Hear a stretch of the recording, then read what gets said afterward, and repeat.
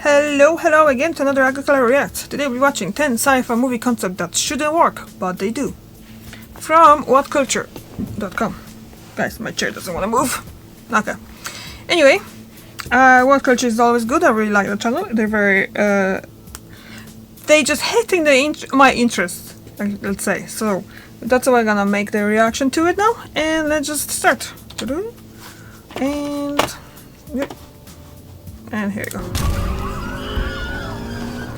Often in sci-fi, we can get so swept up in the flashing lights and the glamour of alien worlds that we manage to miss the bigger I don't know why it was. If you take a step back and look at some of your favourite films, you might realise that the concepts behind them make absolutely no sense at all. From your classic AI girlfriend to things like dream diving, there's a whole host of bold concepts that shouldn't necessarily work, but somehow they just do. Sometimes they're pulled off because of amazing performances, really incredible movie, scene setting or scripting, or sometimes just because they introduce us to a concept that we had never considered before. And that's a huge part of the charm of sci-fi, right? With this in mind, I'm Amy from What Culture, and how about we take a look at 10 sci-fi concepts that really shouldn't work, but do. 10. Primer. Primer is a 2004 time travel flick with a twist, and the twist is... I keep hearing about that movie. I don't really have to find it and watch. Hear me out. People recently started talking about it again because of the release of Tenet, the newest Nolan film, which shares much of its high concept with Primer. The difference this is from November 2020, so yeah. Both are known for their incredibly complex plots, which over the years have led people to create flowcharts just to even attempt to understand. Tenet is backed by a huge budget and big names, whereas Primer intentionally creates a down-to-earth presentation of scientific discovery, which I promise is more sexy than it sounds. The understated visuals and performances in the film help bolster its charm, a direct product of its low budget and director's vision. For explosions and action and excitement, go to Tenet, but Primer is its smarter, quieter cousin. Director Shane Carruth himself plays one of the two central roles, after claiming he couldn't find a single actor that wouldn't deliver the lines with, quote, too much drama, insisting he wanted the film to portray scientific discovery realistically instead. Now, this may not be for everyone. It's more slow burning and introspective than others like it, but nonetheless, Carruth proved to audiences that you don't need big names and bigger budgets to bring an incredible, complex sci-fi idea to life. 9.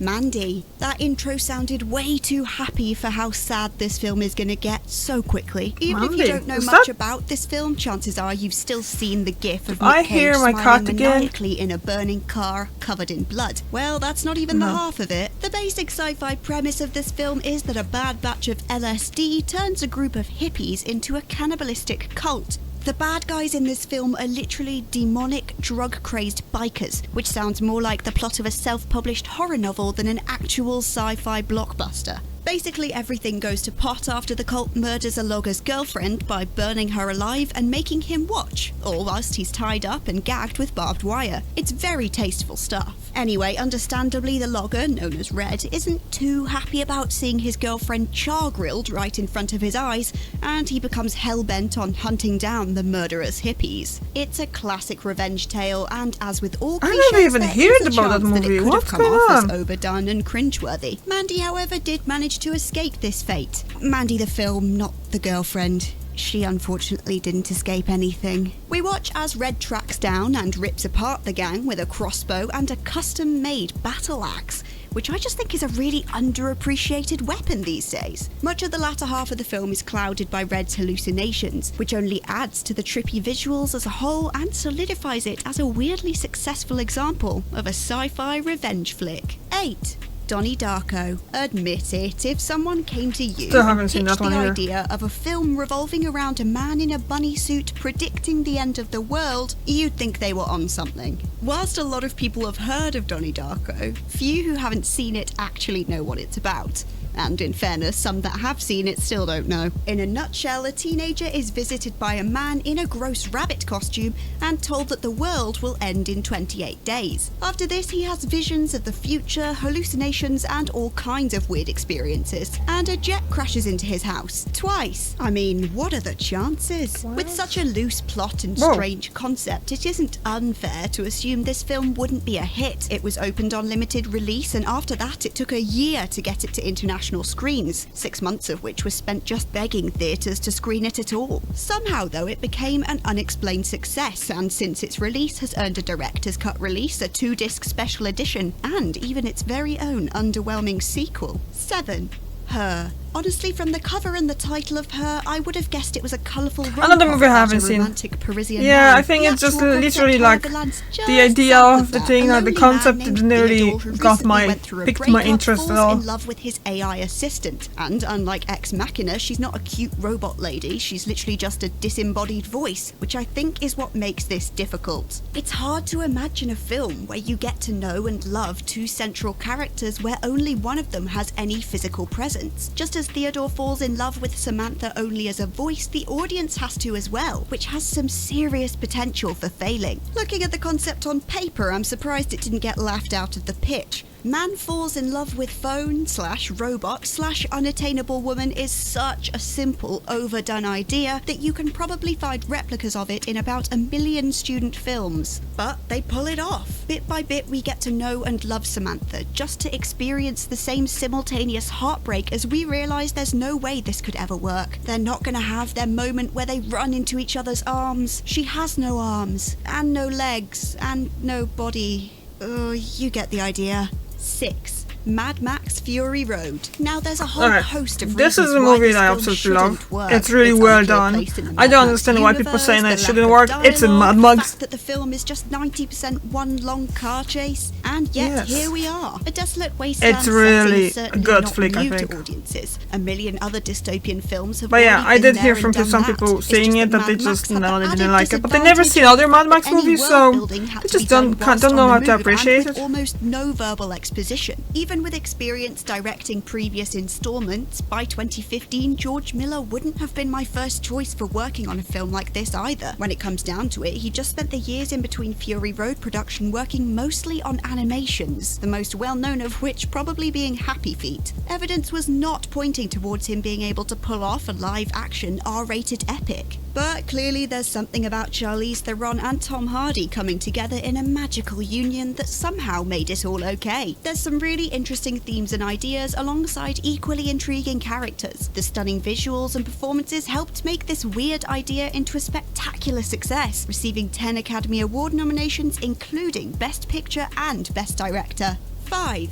Altered states. Wild drug trips and hallucinations can get old real Never heard quick, about it, and did aside from coming up with Guys, new I ways thought I to like science exploit fiction, so body I know horror the and stuff, but tricky camera work, innovation in this I guess area there's so is many pretty movies that I slow moving. didn't see But you everything. know what? This film took it all a step further than we thought it could reasonably go. Instead of just wandering around in a drugged up daze, main character Edward actually undergoes physical and Is this- anthropomorphic changes Jim, right in front I of can't our remember the eyes. name now. I mean, yes, it's a strange concept to have someone experience a trip so intense that they literally become a caveman and then turn into an amorphous mass of conscious primordial matter. But you would be lying if you said you didn't want to experience that one day. There's some interesting questions and themes that get brought up throughout, and director Ken Russell managed to keep it all engaging despite the heavy material. Taking the risk and pushing things further than they usually go paid off for Russell, and the film continues to be enjoyed today in all its nonsensical glory. 4.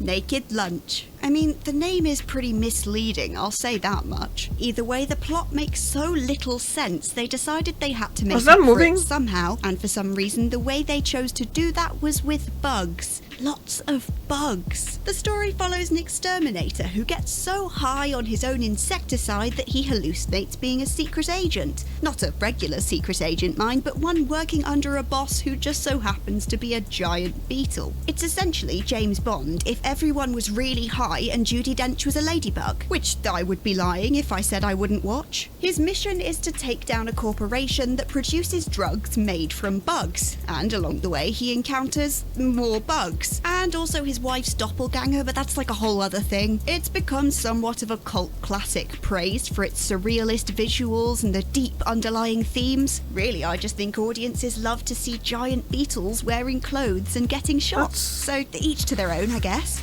3. Like a lot of faces Arrival. going on. It was a risk to make an alien movie that was less about the aliens themselves and more about international relations and language learning, because when you think about it, that all sounds incredibly boring. Often audiences want alien films to be heavier on the sci-fi elements and visuals. In the age of blockbusters like Interstellar or anything that Marvel pumps out, you're taking a risk by putting out a sci-fi film more interested in being thoughtful than visually intense. It has elements of politics and linguistics and the higher concept of reading the alien's language, gifting you the ability to see the future. Really, it's more about people than it is about aliens, and this could mean it would flop with audiences. However, lo and behold, it was one of the most successful films of 2016. That does seem to be a theme here though. If you take a risk and challenge what audiences normally want to see, you can often create something way more impactful. 2. Inception. It was a bit of a meme when Inception came out that it was so complicated that no one could understand it, and that it's the literal blockbuster personification of the "and then I woke up and it was all a dream" trope. But in the years since its release, it's arguably become one of Nolan's best loved films. Whilst any Nolan film was always going to have a bizarre, extreme concept, this one was really daring. The concept of infiltrating someone else's subconscious for a sort of espionage activity and to eventually plant a whole new idea in their mind was definitely new. It's carried by the emotions behind it all, including the additional storyline of the main character Cobb's late wife haunting his subconscious. Fundamentally, a film known for being too complicated for its own good, much like Primer, shouldn't be successful, especially when the plot relies so heavily on a universally hated cliché. Yet Nolan managed to toe the line just enough to create a masterpiece that challenges viewers but also leaves them completely satisfied overall, even distracting us long enough to forget that dreams are generally the weakest premise to any story. 1.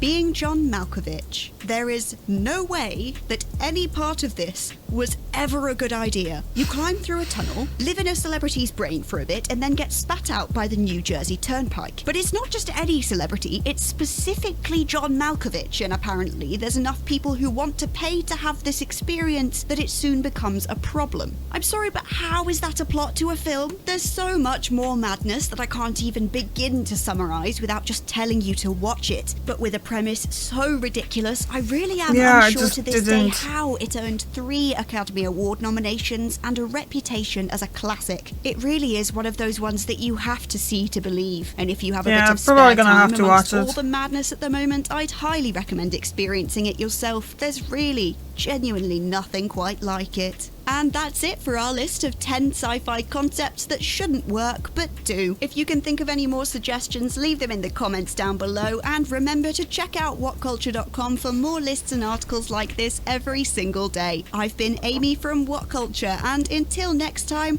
I'll be wondering what it really is like being John Malkovich. Yeah. So like I mentioned, I haven't seen, I think, half of those movies. I've seen Arrival, I don't remember what they mentioned already there. So I've seen Arrival, I've seen Inception, but yeah, quite a lot of them that I haven't really watched. And I don't know, probably now I'm gonna have to think about watching it. Anyway, did you see all those movies? Did you see some of those movies? What did you think about this list? Because I think it's, well, in regards of Arrival, it was a very good movie, but I'm pretty sure I didn't watch it from the, when it came out, just because I just dismissed the idea of it. And, yeah. Alright. Thank you very much for watching, and I'll see you tomorrow. Bye!